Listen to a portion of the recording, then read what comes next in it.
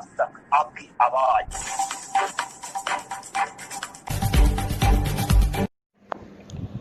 छत्तीसगढ़ से ममता ठाकुर की खास रिपोर्ट। सरकार के खिलाफ एक युवक ने हल्ला बोला। प्रधानमंत्री जी मोदी जी, बहुत सम्मान करता हूं मैं आपका, बहुत सम्मान, लेकिन ये बात जरूर बोलूंगा। दोस्तों, मुझे सिर्फ आपका 5 मिनट चाहिए।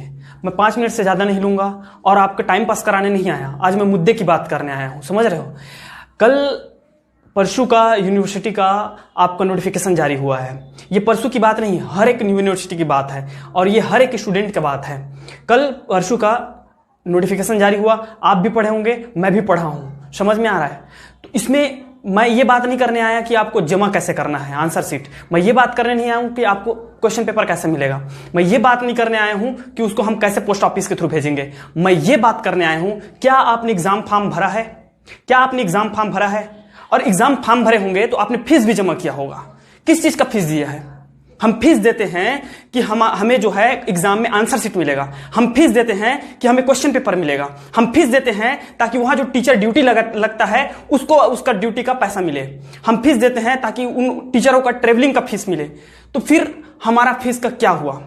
एवरेज स्टूडेंट चाहे वो बीए स्ट्रीम का हो, चाहे आपका बीएससी का हो, कोई भी हो, वो 1000 से लेकर के 2000 का आपका एग्जाम फीस दिया है। ये आप भी जानते हैं। और सिर्फ पंडित रविशंकर यूनिवर्सिटी में 5 लाख स्टूडेंट है। अब 5 लाख का आप औसत 1500 मानेंगे एक स्टूडेंट का, तो मल्टीप्लाई कीजिए स्टूडेंट। यदि आपका मैथ्स कमजोर होगा तो मैं बताता हूं 75 करोड़ होता है, 75 करोड़। सुनो, और मजे की बात अब सुनते जाइएगा। यहां पे नहीं रुकता है। उसके बाद आप क्या कर रहे हो? आपको अपना आंसर शीट लेना पड़ेगा। A4 साइज का कॉपी मैं खरीद के लाया हूं। अभी A4 साइज का कॉपी खरीद के लाया हूं। मुझे कितना पड़ा? 6 सब्जेक्ट है, मेरा 6 सब्जेक्ट बचा हुआ है, मुझे 200 रुपए पड़े हैं। और ऐसे भी स्टूडेंट हैं, फर्स्ट ईयर वाले स्टूडेंट का भी 9-9, 10-10 पेपर बचे हुए हैं। मतलब उनको 300-400 रुपए पड़ेगा सिर्फ A4 जो है आपका कॉपी, समझ रहे हो। ये यहां नहीं, उसके बाद हम इसको जमा करने जाएंगे पोस्ट ऑफिस। और पोस्ट ऑफिस में यदि आपको पोस्ट ऑफिस का नियम पता नहीं होगा तो मैं बताता हूं। पोस्ट ऑफिस में 0 से लेकर के 50 ग्राम के पोस्ट का आपको 40 रुपए देना पड़ता है, समझ में आ रहा है। और अप्रोक्सीमेट आपके अगर 6 पेपर भी हैं तो आपको 200 से 300 रुपया पोस्ट ऑफिस में देना पड़ेगा। मतलब हम अगर मिनिमम माने तो वहां भी हमको 500 रुपया पड़ जा रहा है। अब ये सोचो, ये आप एक स्टूडेंट की बात नहीं है जो 500 रुपया दोगे आप, ये हमारे 5 लाख स्टूडेंट की बात है जो सिर्फ रविशंकर यूनिवर्सिटी में है। सिर्फ रविशंकर यूनिवर्सिटी की बात कर रहा हूं। 5 लाख स्टूडेंट है तो उनका मल्टीप्लाई करेंगे आप 500 के साथ तो ये 25 करोड़ बनता है स्टूडेंट, 25 करोड़। और ये कोई मामूली रकम नहीं है। और हां, जो आपका स्थगित हुआ ना, आंसर शीट स्थगित हुआ है, वो एक्चुअल में आंसर शीट स्थगित नहीं हुआ है। आंसर शीट जो बट रहा था वो स्थगित नहीं हुआ है, वो एक योजना के तहत हुआ है। अब कैसे? इतने बड़े बड़े प्रोफेसर हैं, इतने बड़े बड़े सेक्रेटरी हैं, क्या उनको टाइम टेबल बनाने नहीं आता? क्या उनको आंसर शीट वितरण करने नहीं आता? आप देते हो, टाइम देते हो हमको 17 से 23 के बीच। 5 महीने से स्टूडेंट कॉलेज नहीं गए हैं। 5 महीने से कॉलेज स्टूडेंट नहीं गए हैं। आपका टाइमिंग रहता है 11 बजे से 3 बजे का। स्टूडेंट क्या करेंगे? 5 महीने से कॉलेज नहीं गए हैं, कॉलेज देखने जाते हैं, भीड़ देखने गए हैं, माहौल देखने गए हैं, अपने दोस्तों से मिलने गए हैं। भीड़ तो होगी ना साहेब, भीड़ तो होगी, पता है। और ये आपको पता था, लेकिन फिर भी भीड़ करवाया गया। और आपके पास बेहतरीन योजना हो सकती थी। आप ऐसा कर सकते थे, जो 11 बजे से 3 बजे का टाइम था उसे आप 9 बजे से 5 बजे करवा सकते थे। तो जब टाइम बड़ा हो जाता तो भीड़ कम हो जाती। हर कॉलेज में गेट होता है, हर एक कॉलेज में गेट होता है, और हर कॉलेज में कम से कम 3 से 4 चपरासी होते हैं, सेक्रेटरी गार्ड होते हैं। आप वॉलंटियर को लगा सकते थे गेट पे 2 वॉलंटियर लगाते, सभी स्टूडेंट को ग्रुप में 5-5 के 10-10 के आपका अल्टरनेट सोशल डिस्टेंसिंग का पालन करते हुए आप सैनिटाइजर करवा करके उनको वितरण करवा सकते थे। लेकिन ऐसा नहीं हुआ। आप ऐसा करा सकते थे, एक दिन आपको फर्स्ट ईयर को दिया जाएगा, दूसरे दिन सेकंड ईयर को, तीसरे दिन फाइनल ईयर को दिया जाएगा। आप ऐसा करा सकते थे, बीए, बीकॉम, बीएससी करा सकते थे, लेकिन आपने ऐसा नहीं किया क्योंकि ये आपकी योजना थी। पहले से जानकारी था कि हमें तो पैसे लूटने हैं, बचाने हैं। ये सब आपकी योजना के तहत हुआ है। और जो आप बोल रहे हैं ना साहब, और इन सब का पैसा, अगर आप में शर्म नाम की चीज होगी तो इन सब का पैसा आप स्टूडेंट को जो एग्जाम फॉर्म का पैसा आप वापस करेंगे। अब वो चाहे आपका ड्राफ्ट के जरिए से हो, चेक के जरिए से हो, या उनके अकाउंट में जैसे छात्रवृत्ति देते हैं उसके जरिए से हो। अभी हम अपना मार्कशीट लाने जाएंगे, उस टाइम भी आप दे सकते हो। तो ये अगर आप में शर्म होगी तो आप पैसा वापस करेंगे। ये कोई फालतू का पैसा नहीं है। हम गरीब स्टूडेंट हैं, या कितनों गरीब ऐसे स्टूडेंट हैं जिनके घर में अभी मोबाइल नहीं है, जिनके पास, वो कैसे करेंगे, क्या करेंगे? और आपने तो कंपलसरी कर दिया, ऑनलाइन नहीं, उसको आपको पोस्ट ऑफिस के थ्रू ही भेजना है, पोस्ट ऑफिस के थ्रू ही भेजना है। तो कैसे भेजेंगे? ऊपर से लॉकडाउन लगा दिया। तो लॉकडाउन लगाया तो अभी आपका पुस्तक भंडार में जो है, पुस्तक दुकान में आपका भीड़ नहीं है क्या? जा करके देखिए, मैं खरीद के आ रहा हूं, इतना भीड़ है, वहां आंसर शीट नहीं मिल रही है। आंसर शीट लेने के लिए आपको भीड़ लगाना पड़ रहा है, वहां पे कॉपी लेने के लिए भीड़ लगाना पड़ रहा है। अचानक से आप लॉकडाउन कर दिए हो। ये कोरोना वोरोना कुछ नहीं है। जो कोरोना का आप बहाना करके जो आप किए हो, ये सब चोचला है। कोरोना कुछ नहीं है, पता है?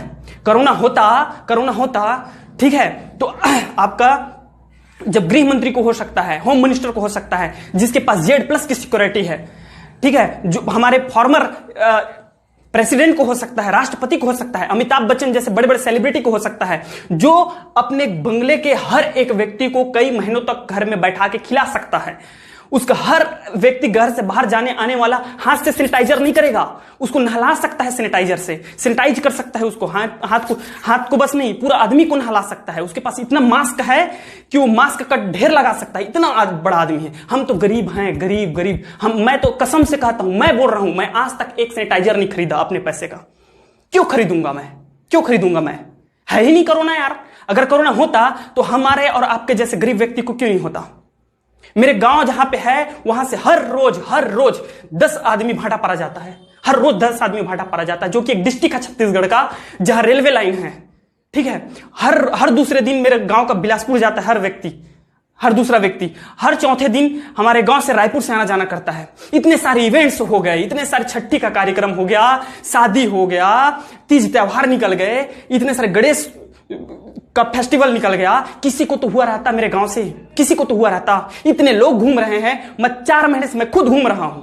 क्या झूठ बोलूंगा आपको, मैं खुद घूम रहा हूं। डेली का भाटा पारा जाता हूं, डेली का बिलासपुर जाना आना चल रहा है मेरा। मुझे तो कोरोना नहीं हुआ। अगर इतना बड़ा बीमारी होता तो घरों घर में लाश निकल रही होती है। अभी समझ रहे हैं जिस तरीके से आपने बनाया है, ठीक है। और हमारे काका जी, दाऊ जी, भूपेश बघेल जी, आपने कितना बढ़िया स्टेटमेंट दिया था घोषणा पत्र में कि दारू भट्टी बंद करवा देंगे। क्या हुआ आपका दारू भट्टी का? क्या हुआ दारू भट्टी का? सब कुछ बंद है, लॉकडाउन में सब कुछ बंद है, लेकिन आपका दारू भट्टी चल रहा है। वहां से आज तक कोरोना पेशेंट नहीं मिला, आज तक कोरोना पेशेंट नहीं मिला। ताज्जुब की बात है। और आप जाके देखिए, सबसे ज्यादा भीड़ जहां पर है तो वो है दारू भट्टी। वहां से आज तक कोरोना पेशेंट नहीं मिला। क्यों? क्योंकि ये सरकार का व्यापार है जनाब, सरकार का व्यापार है। हां, कोरोना होती है। कब होती है पता है? कोरोना होती है सैलून खोलने से, कोरोना होती है डेली नीड्स का किराना दुकान खोलने से, कोरोना होती है इलेक्ट्रॉनिक का दुकान खोलने से, कोरोना होती है मोबाइल शॉप और पुस्तक भंडार खोलने से। क्यों? क्योंकि ये गरीब का व्यापार है, गरीब का। दारू भट्टी सरकार का व्यापार है और ये हमारा गरीब का व्यापार है। तो गरीब के व्यापार से कोरोना होती है, सरकार के व्यापार से कोरोना नहीं होती। दाऊ जी, बहुत अच्छे से जानता हूं आपको। बहुत बड़े बड़े डिंगे हाँकते हैं, बहुत बड़े बड़े डिंगे मारते हैं। और केंद्र सरकार, हमारे आदरणीय प्रधानमंत्री जी, मोदी जी, बहुत सम्मान करता हूं मैं आपका, बहुत सम्मान। लेकिन यह बात जरूर बोलूंगा, आज तक इतनी बेरोजगारी नहीं आई, आज तक बेरोजगारी नहीं आई जितनी आपके कार्यकाल में बेरोजगारी आया है। ये तो कोरोना एक बहाना है। आप निकाल के देखो, एक डाटा निकाल के देखो, फरवरी के महीने में आज तक के इतिहास में सब बेरोजगारी अपने चरम पर थी। और जैसे ही कोरोना आया, एक बहाना हो गया कि हमारे यहां तो कोरोना आ गया है इसलिए सबका रोजगार छूट गया। रोजगार छूटा नहीं है सर, रोजगार नहीं छूटा है। ये तो सब आप लोग का चोचला चल रहा है। साला यहां आदमी भूखे मर रहा है और आप पूरा सबका जो है नौकरी छुड़वा कर बैठे हैं। सबसे ज्यादा आपको यकीन नहीं है स्टूडेंट तो, और दोस्तों, तो आप 9 महीने पहले एक जो पोस्टमैन का आपका फॉर्म भरा गया था, याद कीजिए आप उस चीज को। 10% के बेस पे उसका सिलेक्शन हुआ था। पता है, मैं भी उसमें फॉर्म भरा था 10वीं बेस से। पता है उसका कटअप कितना गया है? पता है कटअप कितना गया है? ओबीसी का कटअप 95%। समझ में आता है? 99% वाला, जिस देश का 99% वाला स्टूडेंट पोस्टमैन के लिए जब भरता है तो सोच सकते हो उस देश में बेरोजगारी का क्या आलम है, क्या आलम है उस देश में बेरोजगारी का, जहां 99% वाला स्टूडेंट पोस्टमैन के लिए अप्लाई करता है। पता है, मेरा दोस्त है 93% आया था, सुकमा, दंतेवाड़ा, जसपुर, कोरिया, कहां कहां नहीं डाला था, 40 जगह अप्लाई किया था, लेकिन उसका कहीं पे नहीं हुआ। वेटिंग लिस्ट में है, 93% वेटिंग लिस्ट में था। यह है बेरोजगारी का आलम, समझ रहे हो। और ये सब चोचला चल रही है, कोरोना है, कोरोना है, कोरोना है, कोरोना है। कोरोना कुछ नहीं है मेरे दोस्त, ये सब सरकार लोगों का चल रहा है, जो भी चल रहा है। अगर शर्म आती है तो रोजगार, और हम भी मूर्ख हैं, हम भी मूर्ख हैं। हम पड़े हैं आईपीएल के पीछे। आईपीएल देखो बेटा, आईपीएल देखो। अरे ठीक है, मैं खेलने वाले से मैं नफरत नहीं करता, क्रिकेटर अपना काम कर रहे हैं, लेकिन आप अपना काम करो। आप स्टूडेंट हो, आप पढ़ाई करो। वो खेल रहे हैं, वो देश के लिए खेल रहे हैं, वो अच्छी है। वो उनको शोभा देता है कि वो भारत माता की जय बुलाते हैं, क्योंकि वो आईपीएल खेल रहे हो, वो देश के लिए खेल रहे हैं। लेकिन आप क्या कर रहे हो? चेयर कर रहे हो, अच्छी बात है, चेयर करना अच्छी बात है, लेकिन इतने तादाद में हमारे देश में आईपीएल के पीछे भागे पड़े हैं युवा कि हमारा देश गर्त में जा रहा है, और बोलते हैं हमारे देश को विश्व गुरु बनाएंगे। खाकर विश्व गुरु बनाओगे आप। रिया चक्रवर्ती के पीछे पड़ा है, सुशांत सिंह राजपूत के पीछे पड़ा है। मैं सम्मान करता हूं सुशांत सिंह राजपूत का, लेकिन हम एक युवा के पीछे भाग रहे हैं 4 महीने से। और आप देखो कितने बेरोजगार युवा यहां फांसी लटक के मर गए हैं। नोएडा की बात बता रहा हूं, जितना वहां कोरोना पेशेंट में नहीं मरा है, उससे कहीं ज्यादा युवा बेरोजगार के हालत में फांसी लटका के मरे हैं। इस चीज का डाटा नहीं है सरकार के पास। जितना कोरोना में नहीं मरा है, उससे कहीं ज्यादा बेरोजगारी में मरा है। हम एक लड़के के पीछे भाग रहे हैं, सुशांत सिंह राजपूत के पीछे 4 महीने से, और आपके यहाँ हजारों हजार लाखों लाख युवा बेरोजगार होकर के सुसाइड किए हैं, उसके पीछे कोई नहीं देखता, ध्यान नहीं है किसी का। अगर आपको शर्म आती, मैं कोई नहीं कहा कि मोर लाइक करो मोर वीडियो ला, काबर मैं दिल से बनाया हूं। लाइक करे कोई जरूरत नहीं है, अगर पसंद आई तब लाइक करा, ताकि ज्यादा से ज्यादा झंडे जाए। और इतना शेयर कराओ, इतना शेयर कराओ कि भूपेश सरकार में मत पहुंचे। बिल्कुल नहीं, मुझे भूपेश सरकार सुनाना नहीं है यार, समझ गए। लेकिन हर वो स्टूडेंट तक पहुंचना चाहिए। अगर ये बात सही लगा तो हर वो स्टूडेंट तक पहुंचना चाहिए जो बेरोजगार है, हर वो स्टूडेंट तक पहुंचना चाहिए। देखकर आज कटत है आज, समझ मात है। जय भारत, जय इंडिया आज तक टीवी लाइव खबरों के साथ बने रहें। लाइक करें, शेयर करें, कमेंट्स करें और सब्सक्राइब करें।